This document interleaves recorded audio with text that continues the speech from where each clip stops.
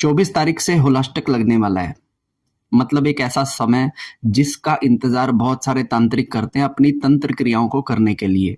क्योंकि आप एक चीज नोटिस करेंगे कि जितनी भी तरह का तंत्र किया जाता है इसमें तिथि और वार का बहुत अधिक ध्यान रखा जाता है, क्योंकि किसी भी तंत्र की परफेक्शन को बढ़ाने के लिए कुछ ऐसे दिनों का चुनाव किया जाता है जिन पर करने से तंत्र जो है 100% रिजल्ट देता है। और ऐसी तिथियों का इंतजार बहुत सारे तांत्रिक आपके शत्रु कर रहे होते हैं। तो उन्हीं दिनों में से एक दिन होते हैं जिन्हें कहते हैं होली के दिन। होली और दीपावली ये ऐसा समय होता है जब साल का सबसे भारी तंत्र विद्या किसी के ऊपर छोड़ी जाती है, की जाती है। क्योंकि अगर किसी के व्यक्ति के ऊपर इस समय पर तंत्र विद्या की गई तो उसका तोड़ करना किसी के भी बस की बात नहीं होगी। तो उन्हीं दिनों में से जो होली के दिन कहे जाते हैं उन्हें कहा जाता है होलाष्टक का समय। मतलब होलिका दहन का जो बांस का डंडा गाड़ा जाता है उससे 8 दिन पहले, मतलब 24 या 25 तारीख से होलाष्टक जो है वो लग जाएगा। और उस होलाष्टक लगने के बाद भारत के अंदर सबसे अधिक बुरे वाली तंत्र क्रियाएं जो है परफॉर्म की जाती हैं और बहुत सारे लोगों का इसमें बुरा होता है। तो इन चीजों का खास ख्याल रखते हुए मैं एक स्पेशल वीडियो आप लोगों को दे रहा हूं कि अगर आप होली के समय पर अपनी और अपने परिवार की सुरक्षा रखना चाहते हैं तो मेरे बताए गए ये 20 नियम आप अपना लीजिए होली तक, ताकि आपका कोई भी बुरा ना कर सके। तो वीडियो अगर आप पहली बार आप मेरे चैनल पर आए हैं तो इसे सब्सक्राइब करना, वीडियो अच्छी लगे तो इसे लाइक करना और अपने कई सारे रिश्तेदारों के साथ, साधक मित्रों के साथ इसे जरूर शेयर करना, क्योंकि शेयर करने से आपको भी इसके पुण्य की प्राप्ति होगी ही होगी। तो 20 ऐसे पॉइंट बताने जा रहा हूं जो होलाष्टक में आपको करने हैं। सबसे पहली चीज मैं आपको बताता हूं कि इन होलाष्टक के समय पर बाहर का खाना खाने से हमेशा बचें। मान लीजिए कि आप कहीं पर गए हैं, किसी रिश्तेदार के घर गए हैं, वहां पर अगर कोई आपको खाने के लिए ऑफर कर रहा है तो ऐसे समय पर कोशिश कीजिए कि आप उनके घर का खाना ना खाएं। कोशिश कीजिए कि अगर उसमें सफेद कोई मिठाई है तो उसे तो आप अवॉइड ही कीजिए, क्योंकि मान लीजिए कि आपके रिश्तेदार की कोई ऐसी इच्छा नहीं है कि वो आप पर तंत्र करे, लेकिन उसके घर में नकारात्मक शक्तियों का बोलबाला है और अगर आप उसके घर पर इन दिनों के अंदर खाना खाकर आते हैं तो आप भी नकारात्मक शक्ति के शिकार होंगे ही होंगे। नंबर 2, इस समय के अंदर कभी भी आप किसी भी हेयर सैलून पर जाकर अपने बाल या दाढ़ी मूछें ना कटवाएं, क्योंकि बहुत सारे तांत्रिक मैंने ऐसे देखे हैं जो इन दिनों पर किसी भी हेयर सैलून से आपके बाल ले सकते हैं, किसी ब्यूटी पार्लर के पास जाकर आपके बाल ले सकते हैं और आपके ऊपर तंत्र विद्याएं अप्लाई कर सकते हैं। मेरे पास बहुत सारे ऐसे केसेस हैं जहां पर उनके बालों का इस्तेमाल किया गया है किसी हेयर सैलून पर जाकर लिए गए बालों से। ऐसा करना आपके लिए खतरनाक हो सकता है। तो इन दिनों के अंदर आप अपने हेयर कट ना लीजिए। अगर कोई विश्वसनीय हेयर कट वाला अगर आपके पास है तो आप अपने हेयर कट हमेशा उसी से जाकर लीजिए। तीसरी चीज, कोई भी ऐसा स्थान जहां पर नेगेटिविटी बहुत अधिक होती है, जैसे कोई आपके शहर के बाहर पड़ने वाले चौक चौराहे जहां पर हमेशा ही तंत्र मंत्र टूना टोटका आपको चौराहे पर किया हुआ मिलेगा, ऐसे स्थानों पर भी जाने से बचें, क्योंकि तांत्रिक इस समय पर चौराहे पर तरह तरह की प्रेत आत्माओं को छोड़ते हैं, तरह तरह के जिन जिनात और विद्याओं को छोड़ते हैं। तो अगर आप इन दिनों के अंदर ऐसे स्थानों से गुजरेंगे तो आपके पीछे वो विद्याएं, वो प्रेत आत्माएं पड़ जाएंगी और इसका बहुत भारी एक नुकसान आप लोगों को हो सकता है। चौथी चीज, अपने घर के मंदिर को आप साफ कर लीजिए। हो सकता है कि वो गंदा पड़ा हो सकता है कि वहां की ऊर्जा थोड़ी सी मलिन हो, लेकिन अब जरूरत है तंत्र मंत्र से बचने की, तो एक बार अपने घर के मंदिर को भी आप साफ सुथरा कर रख लीजिए, ताकि कोई बाहरी शक्ति अगर आपके ऊपर कोई असर करते भी है तो आपके देवता आपकी पुरजोर से आपकी रक्षा कर सके। पांचवी चीज, इन दिनों के अंदर कभी भी किसी बाबा भगत को विजिट ना कीजिए, क्योंकि हमें नहीं पता कि कौन सा व्यक्ति तंत्र मंत्र में संलिप्त है। और अगर कोई व्यक्ति इन दिनों के अंदर तंत्र मंत्र में संलिप्त है तो उसके सराउंडिंग्स में बहुत सारी नेगेटिव ऊर्जाएं हो सकती हैं। तो ऐसे में अगर आप किसी नकारात्मक शक्ति से दुखी हैं या फिर अगर आप अपने बारे में कुछ पूछना चाहते हैं तो कभी किसी बाबा भगत के पास विजिट ना करें। हो सके तो आप होली के बाद ही उनके पास जाएं, उनसे पहले आप किसी बाबा भगत से ना मिले। छठी चीज, इस समय पर आपको चौक चौराहों से बनने की सख्त जरूरत है, क्योंकि चौक चौराहों पर इस समय पर सबसे ज्यादा तंत्र जो है छोड़ा जाता है। और हमारी बसती हुई कॉलोनियों में, नगरों में, शहरों में चौक चौराहे ही ऐसी जगह होती है जहां पर तंत्र मंत्र को बहुत अधिक किया जाता है। तो इसलिए आपके घर के आसपास, आपके ऑफिस के आसपास अगर चौक चौराहे हैं तो आप वहां पर भी ध्यान से निकले। हो सके तो चौक चौराहों के ऊपर से जाने की बजाय आप साइड से जाएं। आठवीं चीज, इस समय पर आप अपनी रक्षा करने के लिए हमेशा पीली सरसों के जो दाने होते हैं उन्हें अपने किसी रुमाल में बांधकर या फिर अपने पॉकेट के अंदर हमेशा कैरी करें। और गौर कीजिएगा कि इन 8 दिनों के अंदर आप जब भी घर से बाहर जाएंगे पीली सरसों के दाने आप लेकर जाएंगे, और जब भी आप वापस आएंगे तो वो पीली सरसों के दाने आप या तो प्रवाहित कर देंगे या उन्हें बाहर ही अपने घर के खिंडा देंगे, और नेक्स्ट डे आप नई पीली सरसों के दाने लेकर जाएंगे, क्योंकि पीली सरसों के दाने आपके ऊपर किसी भी तरह के ऐसे प्रभाव को दूर रखने में बहुत ज्यादा सहायक होते हैं। ठीक है। आठवीं चीज, इन दिनों के अंदर आपको एस्ट्रोलॉजर्स को भी विजिट नहीं करना चाहिए। इन दिनों के अंदर आपको अपनी कुंडली किसी को नहीं दिखानी चाहिए, क्योंकि मेरा ऐसा कहना है कि बहुत सारे लोग आपकी किस्मत को भी चोरी करना जानते हैं। तो आप अपनी कुंडली की डिटेल्स किसी को भी इन दिनों के अंदर न दें।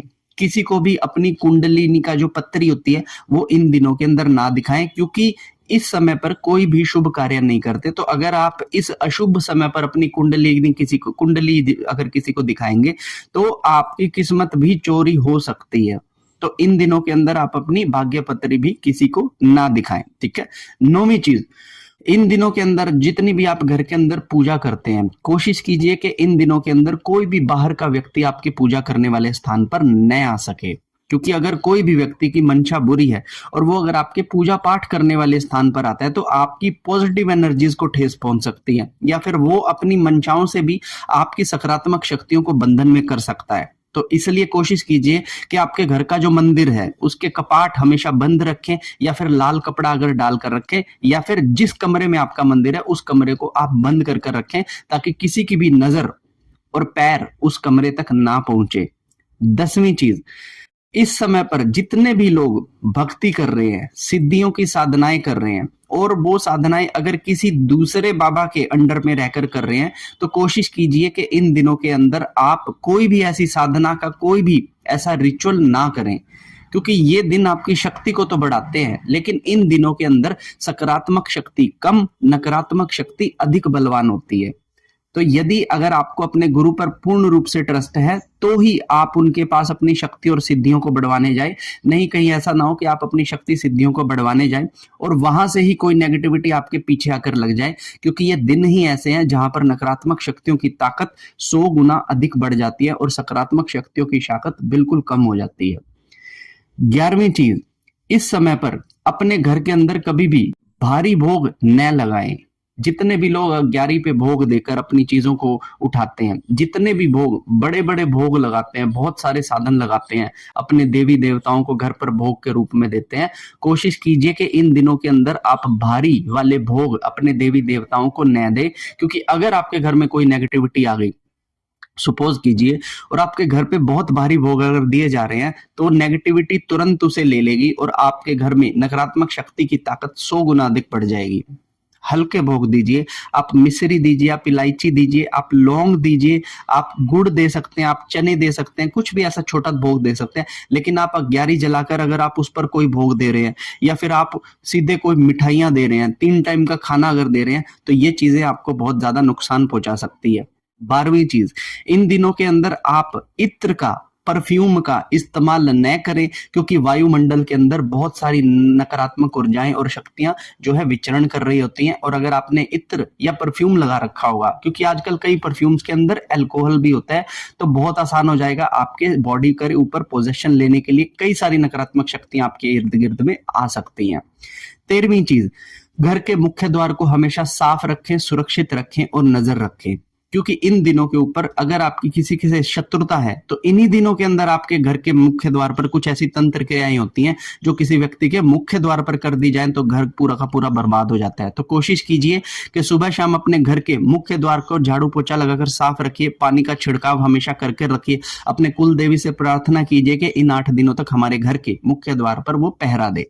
14वीं चीज, बहुत सारे लोगों को ऐसा होता है कि त्योहार का सीजन आता है तो नए जूते ले लेते हैं या फिर नए कपड़े ले लेते हैं, तो क्या करते हैं वो पुराने जूते और पुराने कपड़े जो है किसी को दे देंगे, या उनके घर में कोई काम करने वाली होगी उसको दे देंगे।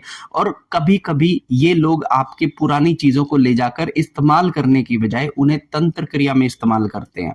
मेरे पास ऐसे बहुत सारे दिल्ली, मुंबई और कोलकाता के केस है जहां पर उनके घर काम करने वाली बाइयों ने उनका सामान ले जाकर तंत्र क्रिया करवा दी और आज वो पूरी की पूरी फैमिली पिछले 8-10 सालों से सरवाइव कर रही है, उसका तोड़ नहीं मिल रहा है।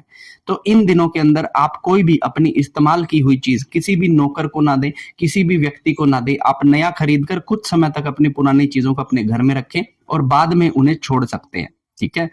15वीं चीज, आप अपने जितने भी पुराने कपड़े होंगे, इसके बारे में मैं बता चुका हूं कि वो किसी को ना दे, क्योंकि पुराने कपड़े हम लोग निकाल देते हैं, हम लोग अपने काम करने वालों को दान दे देते हैं, लेकिन ये भी एक बहुत असुरक्षित चीज है क्योंकि उन चीजों का आपने इस्तेमाल किया है तो उनके ऊपर तरह तरह की तंत्र क्रियाएं हो सकती है। तो आप कोई भी पुराना कपड़ा किसी को ना दे। आप अगर देना ही चाहते हैं तो कोई नया वस्त्र खरीद कर आप उन्हें दे दें, जिससे कि उसके ऊपर की जाने वाली किसी भी क्रिया से आपको कोई नुकसान ना हो। 16वीं चीज, इन दिनों के अंदर आप कुछ चीजों का हमेशा ध्यान रखें कि अगर आप अपने हेयर कट करते हैं तो अपने हेयर्स का, अपने नेल्स कट करते हैं तो अपने नेल्स का, अगर आपको पीरियड्स आते हैं महिलाओं को तो अपने पीरियड वाले पैड का, अगर आप किसी और तरह की ऐसी ट्रीटमेंट करते हैं जैसे कान को साफ करने के लिए आपने अगर किसी तिल्ली का इस्तेमाल किया, तो ये जितनी भी आपसे रिलेटेड चीजें हैं जिनमें आपके अंश होते हैं, इन चीजों को संभाल कर रखें, कहीं भी ऐरी गैरी जगह पर ना फेंकें या फिर सही जगह पर डिस्पोज करें जहां पर ये किसी के भी हाथ ना लग सके, क्योंकि इन दिनों के अंदर तांत्रिक ऐसी ही चीजों को ढूंढता है। अगर उसने आपको बर्बाद करना है तो ये तांत्रिकों की सलाह होती है कि सामने वाले के इन चीजों में से कोई एक चीज लिया जिस पर हम तंत्र मंत्र कर दें। तो अपनी इन चीजों का आपको ध्यान रखना है। ठीक है। 17वीं चीज बता रहा हूं कि किसी की भी दी हुई चीज आप इन दिनों के अंदर न खाएं। मान लीजिए कि आप किसी पार्टी में जा रहे हैं, वहां पर किसी दोस्त ने आपको कोई शराब ऑफर कर दी या खाने के लिए कोई मिठाई ऑफर कर दी या कुछ भी ऐसा ऑफर कर दिया, तो उसे डायरेक्ट ना खाएं। खाने से पहले उसका थोड़ा सा अंश निकालें और अपने प्रभु से एक छोटी सी प्रार्थना कर दे कि प्रभु अगर इसके अंदर कोई भी नकारात्मक शक्ति हो तो उसे बाहर निकाल के फेंक दे, उसके बाद ही उस चीज को खाएं। मैक्सिमम लोगों के ऊपर जो तंत्र किया जाता है होली के समय पर, वो भांग या मदिरा के अंदर तंत्र करके उनको खिला पिला दिया जाता है, जिसका उतारा करना बहुत ज्यादा कठिन होता है। तो ऐसी किसी चीज से बचने के लिए कुछ भी खाने से पहले आप थोड़ा सा हिस्सा इस संकल्प से निकाल दें कि अगर इसमें कोई भी नकारात्मक शक्ति तत्व हो तो वो बाहर निकल जाए। 18वीं चीज, इस समय पर आपको अपनी प्रोटेक्शन की जरूरत है और आपकी प्रोटेक्शन आपके पूर्वज सदैव करते हैं। तो हो सके तो अपने घर की साउथ में अपने पूर्वजों की फोटो को साफ सुथरा कर कर लगाइएगा। अपने घर की साउथ साइड में एक दीपक लगाइएगा। पूर्वजों से प्रार्थना कीजिएगा कि अगर कोई भी मेरा शत्रु मुझ पर उल्टी क्रिया करता है तो उससे हमारी रक्षा करनी है। ठीक है ना।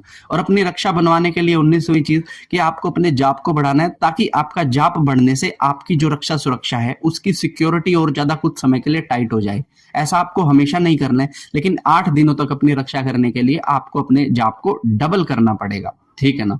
20वीं एक ऐसी चीज बता रहा हूं कि अगर आप गंगा जल आप एक कटोरी में रखकर बजरंग बाण का 3 बार पाठ कर कर अगर आप ये संकल्प करते हैं कि प्रभु मेरे घर पे किसी भी तरह का तंत्र मंत्र हो, कोई भी नकारात्मक शक्ति हो जाए, तो उससे रक्षा करने के लिए आप हमारी सदैव रक्षा करना। 3 बार बजरंग बाण पढ़कर अगर आप उस जल का छींटा अपने पूरे घर में देंगे तो आपके घर में हनुमान जी का पहरा और बंधन लग जाएगा। ये 20 चीजें जो मैंने आपको बताई हैं, ऐसा करने से आप होली पर किए जाने वाले बहुत ही खतरनाक तंत्र से अपनी और अपने परिवार की रक्षा सुरक्षा कर सकते हैं।